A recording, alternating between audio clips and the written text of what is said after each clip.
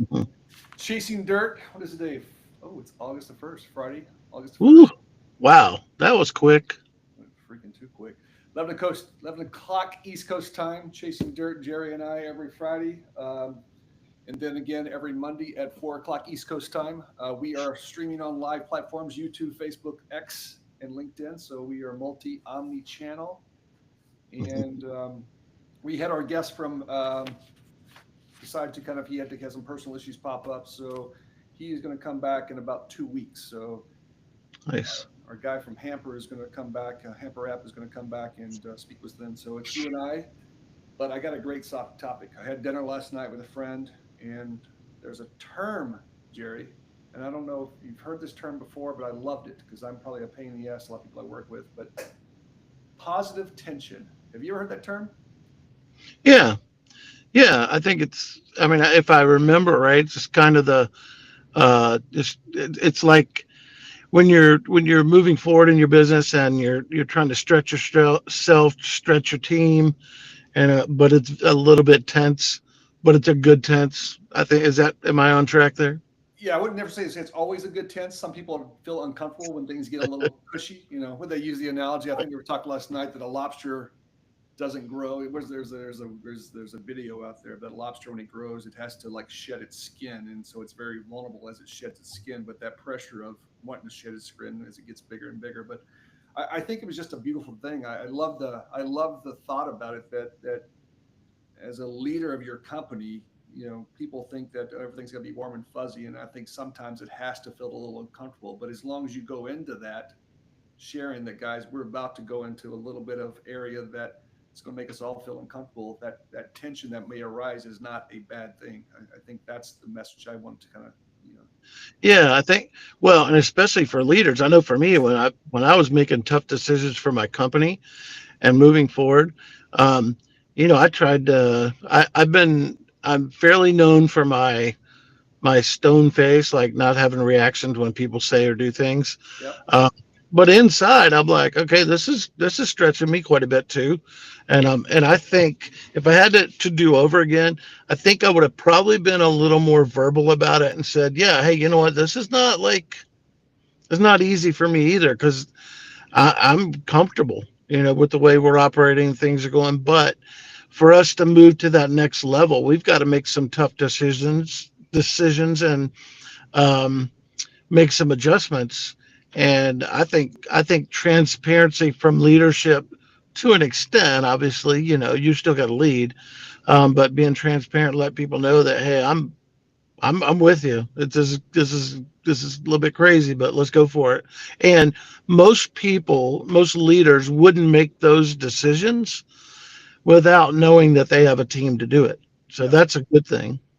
Let me ask you this: like your business, you ran a nice business, you exited successfully out of that, so you're coaching, mentoring with me and you and I, and we're having a good time with that. But what areas of your business when you ran that commercial cleaning business, what areas were stressful for you, or that creative tension was kind of most relevant, I guess. Well, trying to find ways to improve employee retention was always a big thing. Um, and every business is perfect until people show up to work that day. Then it's a mess, right? Yeah. Um, so I think that was probably the biggest for me and my company. That was probably the biggest problem, and here's why: because I gave a lot of grace because I wanted to see people do well for themselves, and sometimes they didn't realize acting like a fool is not doing well for themselves. So I would take time to coach them and say, hey, let's try this differently and move on. And I would forget about it. Others in the organization may not forget about it, and they would remind me. And so my rope was, my road to termination was probably longer than others, but so that was probably the biggest one. The second would be when we would try to move the company um, to the next level, which means, I think the hardest one for me was getting from 2.5 to 4 million, $5 million. That was the hardest because you really have to change your operational structure and act like you're running a 10 to $20 million company. Sure. But as soon as we did that and we got all the right people um, in the seats on the bus, so to speak, we really grew fast. And I will tell you, Jack, and you know this, we're dealing with this a lot. This is a people business, and you've got to take care of people. You've got to know people. You got to understand people. Um, but you also, on the other side, that you got to be willing to say that's not a fit for our team. Yeah. And I know there's a lot of, we deal with a lot of customers, but also, I have my family wrapped up in my business for the first 9, 10 years. I ended up firing both of my parents because they just weren't Damn. they weren't good fits. Now it was in love and kindness, and they knew it was time to go because we needed to grow. But it you know, there we sometimes we let those relationships or our inability to see that this is an organization. It's not personal. Matter of fact, and I say this to people all the probably 90%, maybe 95% of people that I had to let go, I'm still friends with and communicate with now, in the management team and Yeah. office team, things like that. Because it just, you got to find the right combination of people to get your business to move forward. It's not a bunch of yes people, it's people that cause healthy growth tension in your business. Yeah. I think that's an episode we got to have. I want to get your dad still around with us? Is he still here? He passed away sadly a couple of years ago, but yeah, he was not happy with me. So I now would have my loved if he was still around. I would love to have an episode with you three and just working this out. This is like a Dr. Phil episode, man. This is, now he didn't mind. Now my mom, she would, she would say because she ran the books, and she would say to me, she goes, it was hard because you're my son. I didn't really want to tell you what to do, but those are some things that you should have done differently. yeah, Um, and she said, but the best decision you ever made was hiring your wife to be your CEO because then you had to listen. So, which is true. So, so that whole concept, I'm gonna take a deeper dive on that because I think yeah, the way my management style is definitely probably older school. I learned from a guy that was a great guy, but he was a hard ass, and it was like a coach. Remember a football coach if you ever played yeah, football sports, and the guy his heart's in to seeing you succeed, but he's going to deliver that message in a hard kind of impactful way. But it all made us better, and I think that those types of coaches and mentors are still around, but it's not as relevant as it was in the 70s, 80s, 90s. But yeah, I think I think that's what it is. That tension is those people who are applying that tension. Sometimes it's self-serving, and other times I think it's really that I was thinking about my sales team I used to have in my prior life, but it was more I saw the potential for them, not only professionally, but also how if we did certain other things that how that would improve their family. And to your point, these things you're doing for the company, yes, they're for the company, but if you do those things for the company, then the company's in return is going to further make that person's life better personally. That's yeah, that's the dynamics. It's about the company, but the more the company does better, hopefully those will trickle down to the fit employees, them. families, and all that good stuff. Yeah, and I think too, like back to what I was saying earlier about that communication piece. Yeah, If you can, tension's healthy. I found it to be very healthy, but communicating trust that yeah, we're going to stretch ourselves here, but I trust you guys as my team, and it's still going to be uncomfortable, but I think it's important that we make sure and communicate, that we trust each other through this process, and that we have a pathway, we have a clarified message. That's a big thing right now. People don't clarify their message from the top, and then all of a sudden, you know, everybody's confused on what they're supposed to be doing. yeah, So, yeah, that's a key, is making sure that now, if you have people in an organization you don't trust, and that might create a whole different tension when you're trying to move forward. So, yeah. And I think tension versus a headlock are two different things too, because I think some people say, well, it's just tension. No, it's a headlock. So you got to you yeah, got to sell it back a little bit. So that was one thing I just wanted to kind of chat with. I think the other thing I've been thinking about it yesterday. We wrapped up our second cohort class, class 2.2025, good group of people. But we really talked about, and I was thinking about this last night because there was a conversation around that as well. But those things that these owners, these executives are doing, that really going through an audit of your time, really just Yeah. I'm trying to do it now, going through and say, what am I doing every single day? And not down to the minute, but just in buckets. I'm okay. I'm fixing this customer issue here. I'm addressing this phone call here. I'm making this sales call here. But really breaking that your day down into buckets over a 2 week period, and then stepping back and look at those buckets and saying, what things are not worth my time that I should be delegating off my plate, getting off. And I think that opened up some interesting conversations yesterday. But I think that's a topic that I would encourage any company out there that if you're looking to break through the ceiling. David and Laura from Scotland really opened up about that, and that they're doing too much of this and that, and they do more of this and that. So I think that's something, like, I don't know when you were going through your organization as well, but where did you start to find things that you were doing that you said, I gotta stop doing it, as much as it hurts to stop doing it? What were those? What was a couple of those things that maybe owners of commercial real estate companies should think of? Yeah, well, I think the biggest thing was really is being in the field and doing field work, actually cleaning buildings, doing floors. And it's hard because I kind of grew up on the mindset, and my parents trained me just work hard, And some days that translated into, "Yeah, I'll just do it myself because I know it'll get done right." Well, that mentality is not going to get you advance your company. Yeah, That's gonna create it's probably going to create a lower ceiling than you really have capacity wise. So that was a big thing, is realize I'm not the only one that can do floors. I'm not the only one that can clean. And so smaller companies, we always talk about this, Jack, is having that utility person that knows everything about the business and pretty much can do everything about the business, and make the investment in that person to free yourself up. Even if I think we talked about, what was it?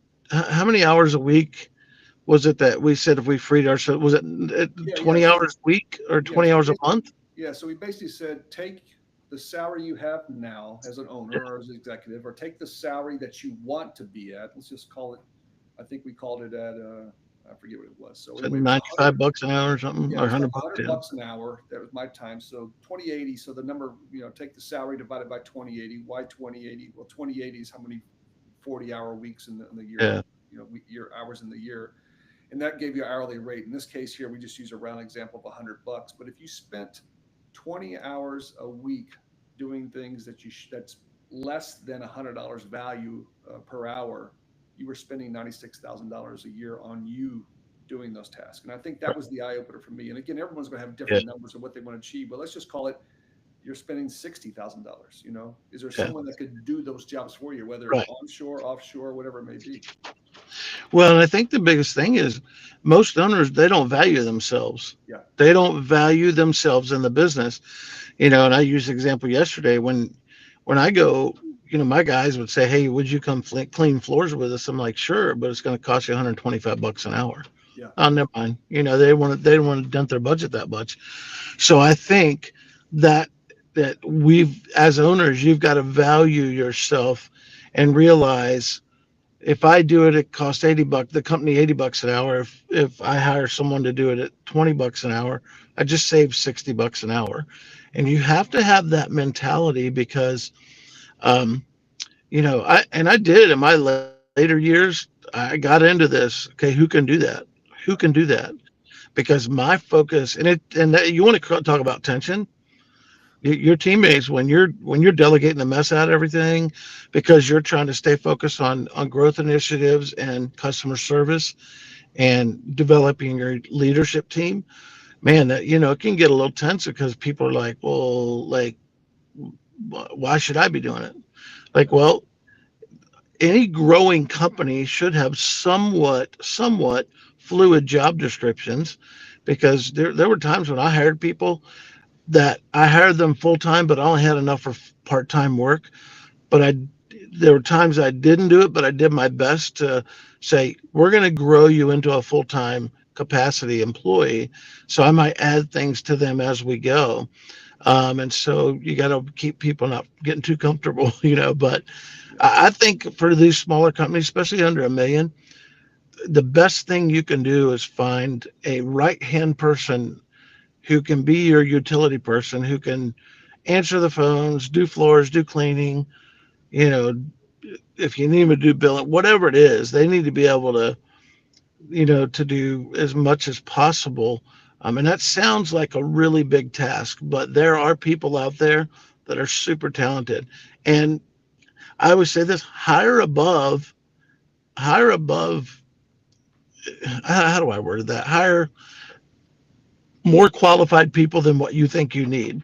So where the And they, let's talk about where the puck's going as far as the work. It's not yeah, where you need now, but where would you like that person to right. be? And let the business grow into the person, I guess, is the main point. So yeah, I mean, it sounds complicated and almost impossible for some people. Um, but man, I got to a point where Jack, I was strapped for cash. And the day before payday, I was calling customers, can I come pick up a check? And I did that because I hired people onto my team that I knew that could get me to the next level. Yeah. So I was constantly, there was about a year, 2 years there where I was like, hooey, this is tight.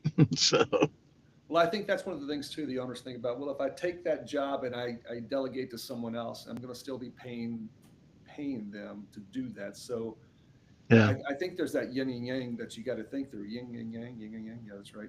You yeah, got to think through is that okay? You shed 5 hours, 1 hour, 10 hours, 20 hours a week of giving stuff off. That just doesn't mean you don't do anything now. Now you say, what do I do with that excess time and energy that's going to focus on the company and move the business forward? And right, again, I think in people's minds, if they don't think about it, well, I just gave that up. I got all this extra time now. Well, that extra time should be extremely hyper focused on what is going to move the company forward so that you don't feel that pain of shedding that and paying somebody right. maybe a little more to do that for you. Well, and two, I think, I mean, this is like this right here, this statement. Um, People pay big money for this, but here on the Chasing Dirt Show, we're going to give it to you for free. People pay big money. Um, but here's the bottom line. You have to, be willing to make some sacrifices, right? Um, in your own business by setting aside time to do things because so many people are reacting in their business and they're not proactive. So we coach block scheduling. Set aside an hour a day or hour 3 days a week to work on your business. And so many people are reactive right now. They're just picking up the phone, answering emails, answering texts. It's all reactionary leadership. Yep. And what that really is problem solving. What you need to be doing is block scheduling time for yourself and asking your team and your leaders and or whoever it is, hey, can you give me some silence for just an hour? Cover me in this time, unless there's these three things. Maybe there's three things that you consider major emergencies, but give me an hour so I can do some development, some idea processing, some thought process, or maybe I have some people on my team. If I can move them around, we could move further faster. So I would encourage you as a small business leader, especially in the BSC world under a million, um, find some time to do some block scheduling, intentional work on your company instead of getting caught in I'm just reacting to everything. I don't have time for that. And we hear that a lot, don't we, Jack? I mean, we hear people saying, I don't have time for that. And I'm like, you do. You control your schedule now. Yeah. No, I think that's. I think any company, quite honestly, needs to be doing that. And I ran across a term that I've never heard. I think I mentioned to you before, but it's called silent Zoom calls. You've heard Yeah. of the silent I've heard Zoom. of it. Yeah. Yeah, so basically, you just you go out there and you say to, in this our example here with commercial cleaning, you'd say you're going to go out there to four other owners of companies that you're friendly with, maybe they're across the country, and you say, listen, let's hold each other accountable, and we're going to have a silent Zoom call. And it sounds kind of odd, but they basically jump on a Zoom call, and maybe they'll BS for a couple of minutes, but they're going to say, okay, we're going to go into silent mode, but they're all kind of there holding themselves accountable to not talk and really to focus on the business. And that doesn't mean doing medial task, managerial tasks. That means really focusing on the business and projects that Yeah. are moving forward. And I thought that was a very interesting thing, and I think it originated from college kids, you know, saying let's have a study group together Study and group. Yeah. discuss everything. So Yeah. I think That's fascinating. that's interesting. So anyway, I think that's kind of the two things I wanted to talk. Is there anything you wanted to kind of throw out today, or I think the No, mentorship. I think I always like my encouragement to people is, man, just is, well, number one, share if you think this is good stuff, share the Chasing Dirt show on your social media stuff because we're giving stuff out. You know, and sometimes there's things that are a little bit taboo. Um, things are, there are times when things are a little bit taboo in the industry of, don't tell too much, don't share too much. And Yeah. I listen, I think we should help everybody we can be successful because there's a generation that's coming up, um, that they're going to need our help. And so I would encourage you as owners, business owners, take time to be intentional on your business. Um, treat your customers and your employees the same. Give them the best treatment you can, and it's going to improve your customer retention, employee retention, and man, there's so, me, Jack. I could go on and on and on. I get excited about this stuff. So No, we're out there. So we are doing coaching mentorship. We would welcome any conversation. We'd love to do a discovery call with you. We're probably taking on a couple of new clients this month, so we're excited about that. They're all over the board as far as where they are location wise, but also size wise. So we worked with companies from 5 to 6 million to 2 million to companies below a million. But I think it's like the way we're looking to do it, and we'll talk about different options. We have these one-on-one sessions that we can do with you. We typically ask for about a 90-day commitment so that we can get our arms around everything because there's a lot of heavy lifting that goes on in that first 30 days, and then 60 days, 90 days out is really implementation of those things. But our commitment is you will see results. But if you're not into the one-on-one, we are building a mentorship class of group of 15 companies. We've had 2 classes so far with about 15 companies in each. We meet together every 2 weeks, and what Jerry and I do above and beyond is we make ourselves available between classes. So the beauty of this thing is you've kind of got one guy like myself from one side of the street that grew up on the manufacturing distribution and kind of really getting out there and scrubbing and doing things. But Jerry's from the business standpoint of just running a great business and more importantly successfully exiting out of it. So I think what we're looking to do is just find people who realize they're at a place that they need kind of a little bit of a nudge, a little bit of kind of next level move, and I think that's where we come in, and that's our goal.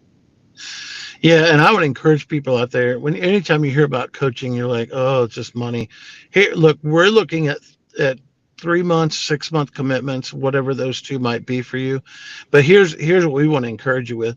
We're in the industry. We've been in the industry.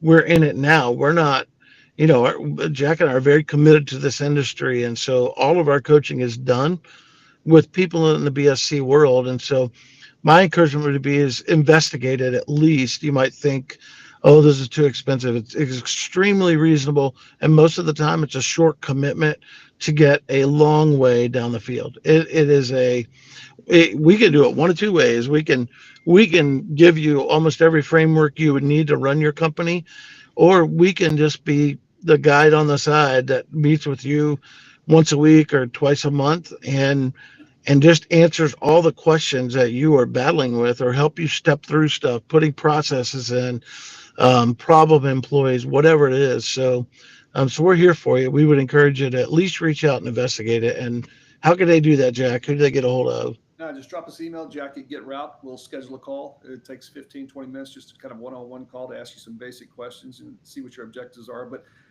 I'll leave with this too. So Jack at Get Route or Jerry at Get Route, either one of us, and we'll be happy to jump on a call with you. I think the other thing that's I think I knew would be, but it's proven out more than I thought it would be, is think of us like perspective. We're able to give you a perspective of the industry overall because what we're dealing with is we're dealing pretty much with contractors across every state, every market.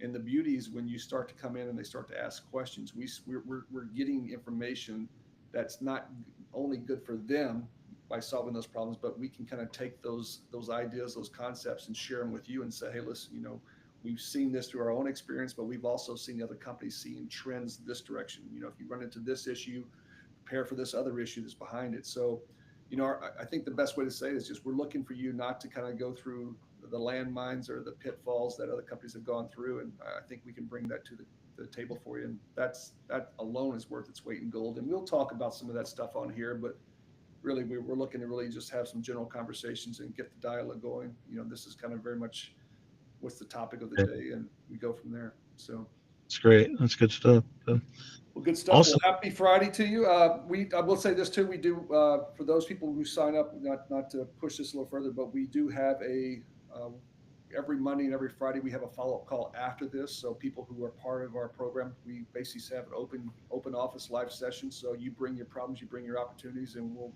spend 30 to 45 minutes just going through those. So that's open as well as part of the program. So reach out to us, let us know, and I guess we'll talk Monday, right?